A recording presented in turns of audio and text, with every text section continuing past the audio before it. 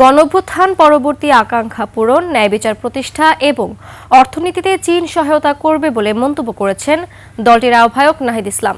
দেশটির বর্তমান পরিস্থিতির বিষয়ে বলেন, জাতীয় পার্টির এই দেশে রাজনীতি করার কোনো অধিকার নেই।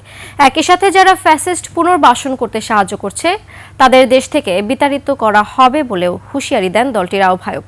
আরফিন শাওনের রিপোর্ট। চীন সফর শেষে রাতে ঢাকায় ফিরেছেন জাতীয় নাগরিক পার্টি এনসিপির প্রতিনিধি দল। নাহিদ ইসলামের নেতৃত্বে 5 দিনের সফরে চীনের কমিউনিস্ট পার্টির সঙ্গে বৈঠক করেছে দলটি। আলোচনায় ছিল জুলাই অভ্যুত্থানে তরুণদের ভূমিকা, দক্ষিণ এশিয়ার ভূরাজনীতি ও চীনের উন্নয়ন ভাবনা সহ বেশ কিছু বিষয়।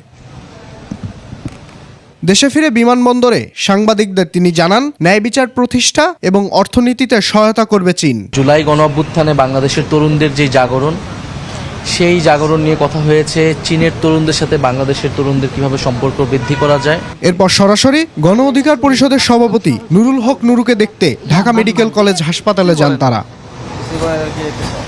পরে গণমাধ্যমের সামনে কথা বলেন এনসিপির আহ্বায়ক নাহিদ ইসলাম। দিন দেখতে হবে, এটা আমরা কেউ কল্পনাও করি। এ সময় তিনি বলেন, এদেশে জাতীয় পার্টি রাজনীতি করার অধিকার রাখে না। দেশে নতুন সংবিধান ও সুষ্ঠু নির্বাচন হবে বলেও মন্তব্য করেন তিনি। জাতীয় পার্টি এবং আওয়ামী লীগের সাথে সহযোগী যত দোসর রয়েছে এবং যারা আওয়ামী লীগকে আবার পুনর্বাসনের চেষ্টা করবে, তাদের সবাইকে বাংলাদেশের মাটি থেকে বিতাড়িত করা হবে এবং বাংলাদেশে আদালতে তাদেরকে বিচারের আওতায় আনা হবে। আমরা সবাই ঐক্যবদ্ধ থাকবো। বাংলাদেশের সংস্কারও হবে, নির্বাচন হবে, নতুন সংবিধান হবে। ফ্যাসিস্ট পুনর্বাসনে যারা সহায়তা করছে তাদের বিরুদ্ধে প্রয়োজনে আবারও রাজপথে নামার হুঁশিয়ারি দেন সার্জিস আলম। বিন্দুমাত্র প্রশ্রয় দেওয়া হবে না। জনগণ রাজপথ যেভাবে বেছে নিয়েছিল ফ্যাসিস্ট তাড়ানোর জন্য, ফ্যাসিস্টদের পক্ষের যে কোনো ষড়যন্ত্র মোকাবেলা করার জন্য প্রয়োজনে আবার রাজপথ বেছে নেবে বাংলাদেশের এই ছাত্র জনতা।